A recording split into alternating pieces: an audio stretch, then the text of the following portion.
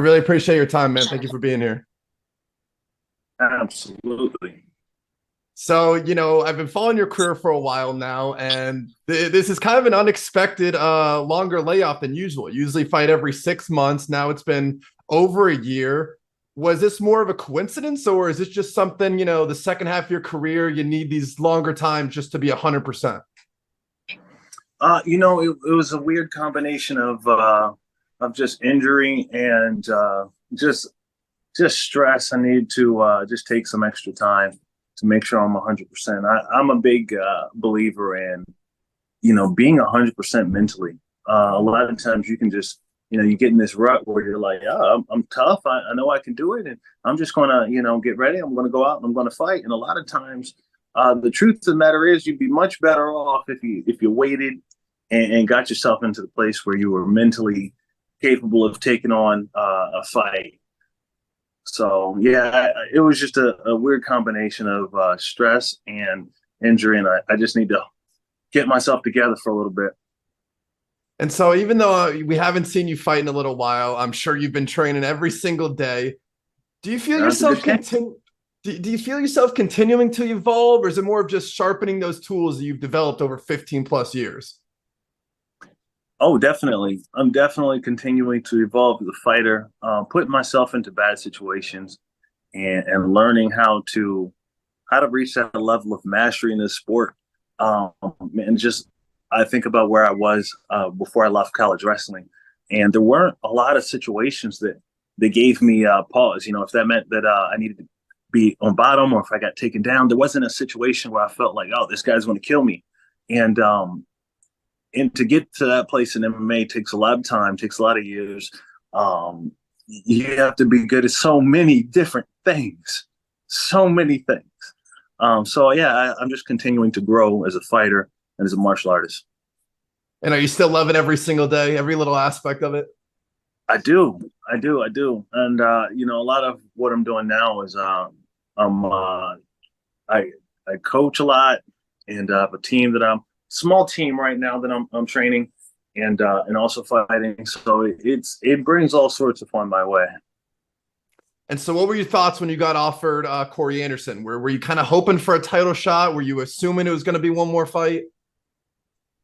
No, I pretty much knew it was going to be Corey. I mean, it was the fight that made sense uh, to me, at least. So when I saw him fight Nemkov, I was like, yeah, that's the fight.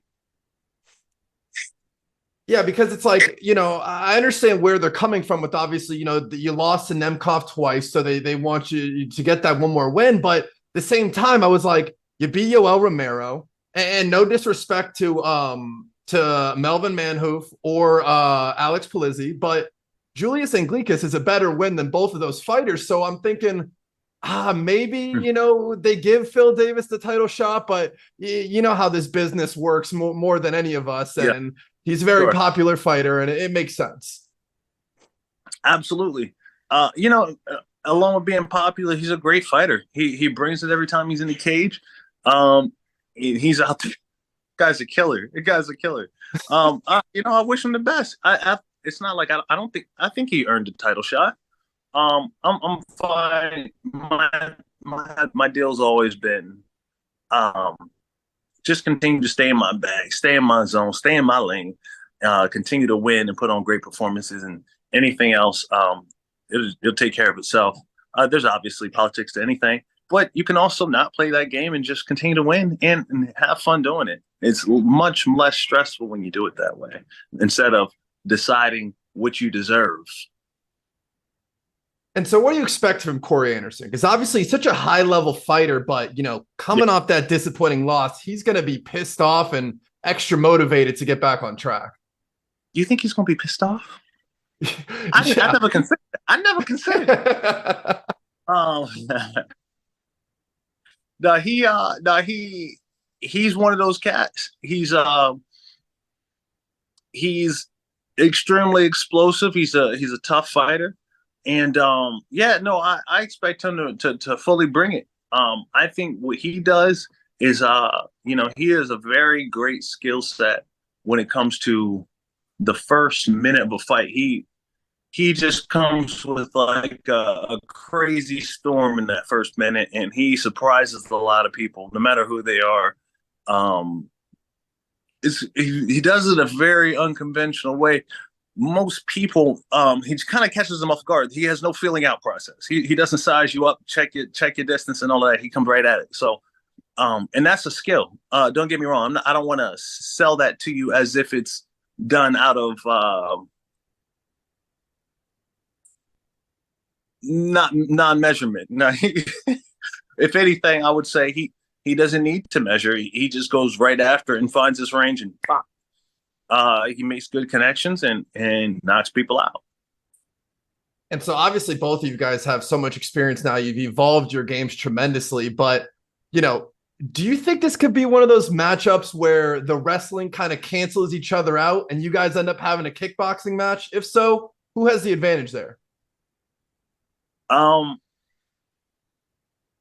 don't necessarily think so. That, you know, it's kind of all about how that engagement takes place. He's the type of guy that's a pressure fighter. He's usually the guy pressing the action. So the opportunity for takedowns offensively and defensively are always going to be there. So I don't think that'll be the case. But I also don't script a fight. I don't say, all right, cool. First 30 seconds, we're going to get a takedown. Because that would mean that I am trying to force him into the position that would guarantee me a takedown. I just go off of what's there. And like with anything, you know, I like to give him full opportunity to show me what he's bringing in the fight. If he wants to keep it standing, we can stand, and we can kickbox. But I'm also looking to mix it up at every stage of the fight. And so obviously later in the night, it'll be Nemkov versus Yoel Romero. You have experience against both guys. Who do you think's walking away with this one? Sheesh. I mean, you got to be God, okay? Because I don't see the future, okay? I don't know if you know that about me, okay? I don't know if you know that about me. I drink Monster Energy. You see that Monster Energy? I drink that, okay? Not one beverage that they have has given me the foresight to see into the future. I do not know. I cannot call that. Not yet. Not yet. Not yet. And that's a new flavor. That's a new flavor. Yeah. Sign me up. Sign me up. Yeah, for sure. You know. But you know, that's such a dynamic matchup. Mm-hmm.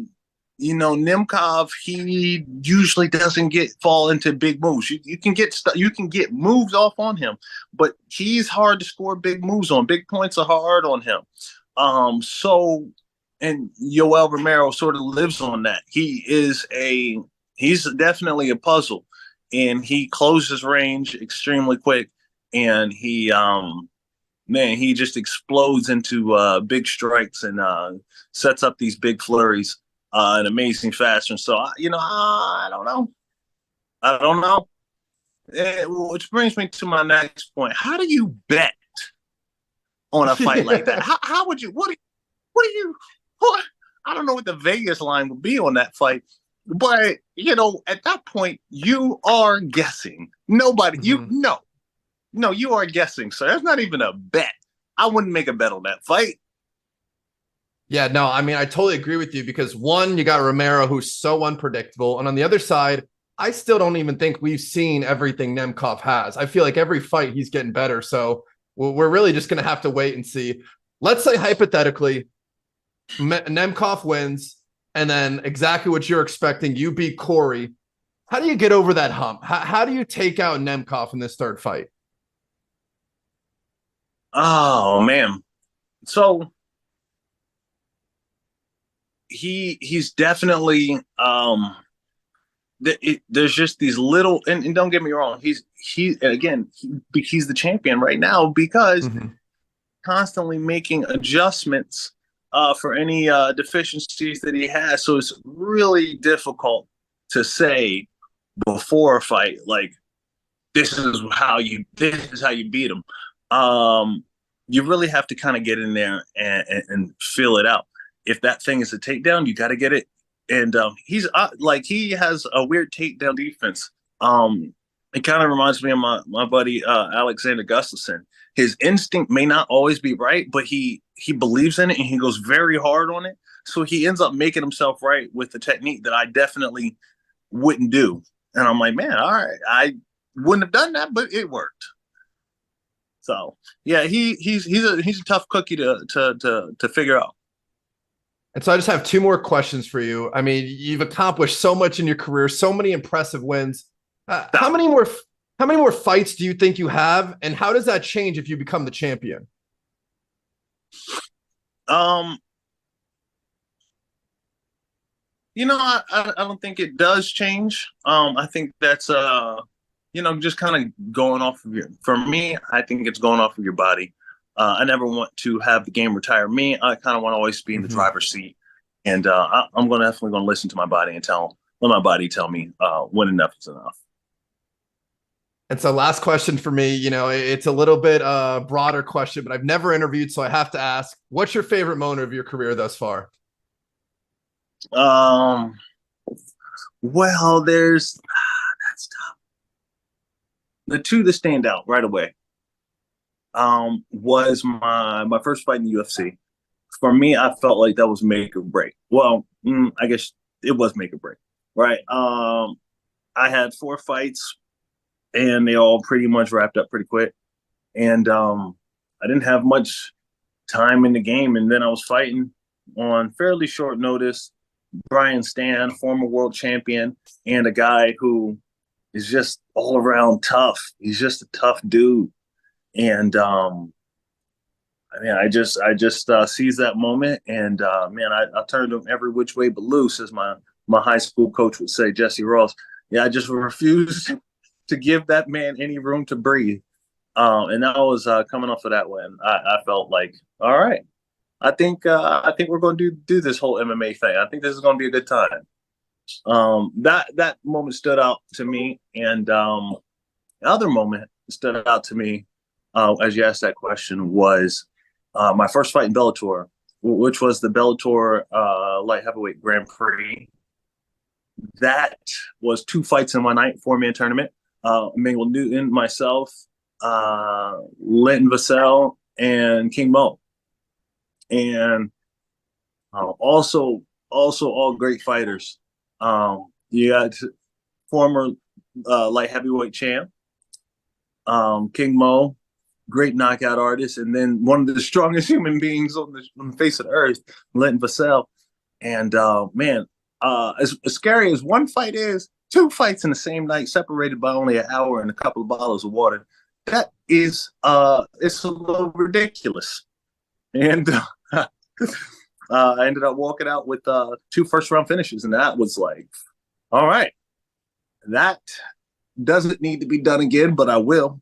Well, that's all I have for you. I really appreciate your time, man. I hope for all the best on June 16th. Thank you. Appreciate you. Have a great rest of your day. You too.